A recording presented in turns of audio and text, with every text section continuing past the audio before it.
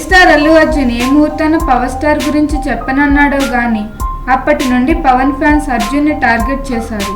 తన మీద ఎప్పటి నుంచో నెగిటివ్ కామెంట్స్ చేయటం మనం చూస్తూనే ఉన్నాం. అయితే ఆ జబ్బు బాగా ముదిరిందనుకుంటా. రీసెంట్ గా అల్లు అర్జున్ నటిస్తున్న డీజే టీజర్ రికార్డులను క్రియేట్ చేస్తుంటే మరో పక్క డిస్లైకులతో కూడా రికార్డును సృష్టిస్తుంది. ముఖ్యంగా డీజే టీజర్ పై డిస్లైక్ల పని పవన్ ఫ్యాన్స్ చేస్తున్నారని కొందరు అనుకుంటున్నారు. ఇలాంటి సంఘటనే కాలీవుడ్ లో కూడా జరిగింది.